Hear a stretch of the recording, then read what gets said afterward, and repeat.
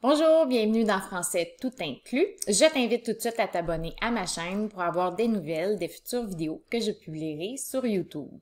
Aujourd'hui, nous allons parler d'analyse de phrases. Donc, analyser une phrase, c'est vraiment identifier des groupes de mots, des subordonnés et des fonctions.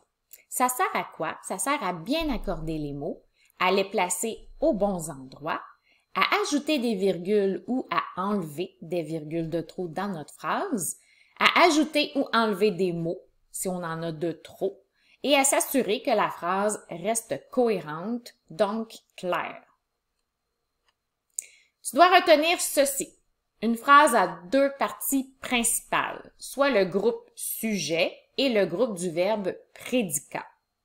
Qu'est-ce qu'il faut trouver en premier? Alors, numéro 1, il faut toujours trouver le noyau du groupe du verbe prédicat.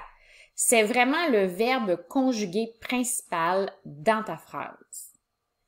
2, on trouve le noyau du groupe sujet. C'est la partie du sujet qui ne s'efface vraiment pas et qui va avec ton verbe conjugué. À quoi ça sert? Donc, pourquoi trouver le groupe sujet et le groupe du verbe prédicat? C'est pour t'assurer que ton verbe est bien accordé avec le noyau de ton sujet, donc la partie la plus importante de ton sujet, et non pas avec les expansions, donc les autres mots qui sont autour du sujet ou qui peuvent être entre le sujet et le verbe conjugué. On peut voir dans l'exemple ici que mon verbe conjugué principal, c'est le verbe effrayer. Donc ici, m'effraie. Si je veux trouver mon sujet, je pose une question devant le verbe.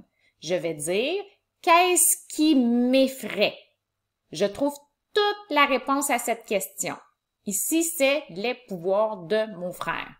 Mais la partie qui ne s'efface vraiment pas, c'est le déterminant et le nom pouvoir. Donc, les pouvoirs, groupe du nom sujet. J'ai souligné les pouvoirs pour vous montrer que c'est vraiment le noyau sujet qui va avec le noyau du verbe m'effraie. Donc, l'expansion, les autres mots après le noyau sujet, on peut les enlever dans notre tête pour vraiment bien accorder le verbe avec le noyau sujet. Donc, ce sont les pouvoirs qui m'effraient.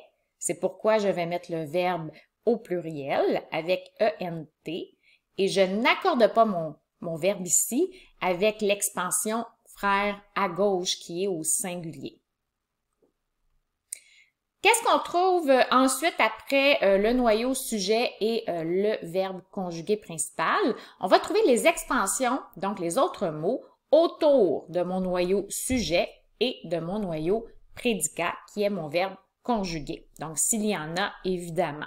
On précise ces groupes-là et on précise les fonctions des groupes qui sont des expansions.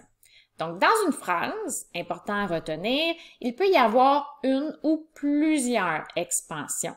Donc, un ou plusieurs autres mots autour de tes parties principales.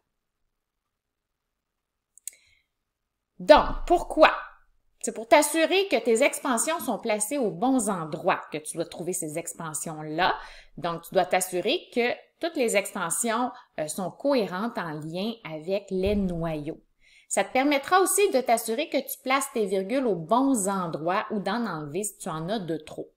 Lorsqu'on prend l'exemple ici, les pouvoirs de mon frère m'effraient, on peut voir que de mon frère, ça commence par un de, une préposition. Donc, ça fait un groupe prépositionnel. À quoi sert mon groupe prépositionnel ici?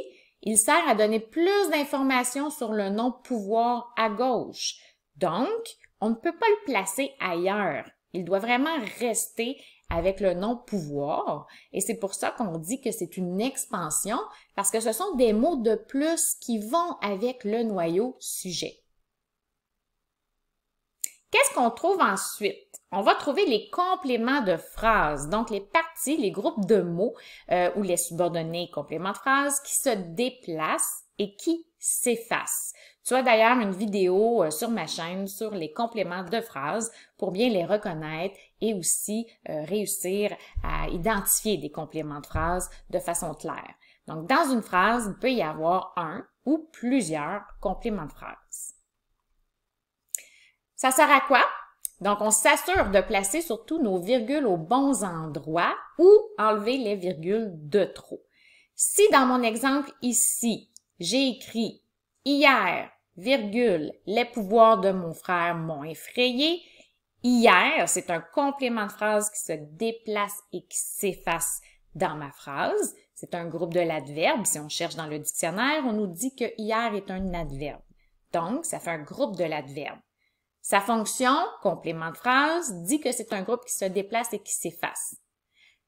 Un complément de phrase qui est au début de la phrase, on doit absolument mettre une virgule après.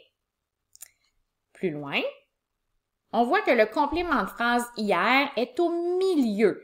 Selon les règles, il faut vraiment placer une virgule devant et après le complément de phrase s'il est à peu près au milieu de la phrase. Finalement, si mon complément de phrase est à la fin, la règle dit qu'il ne faut pas placer de virgule devant le complément de phrase. Donc ici, si j'avais mis une virgule devant hier, il faudrait que je l'efface. Retiens donc ceci, les étapes de l'analyse d'une phrase. 1. On souligne le noyau du groupe du verbe prédicat, qui est le verbe conjugué principal. 2.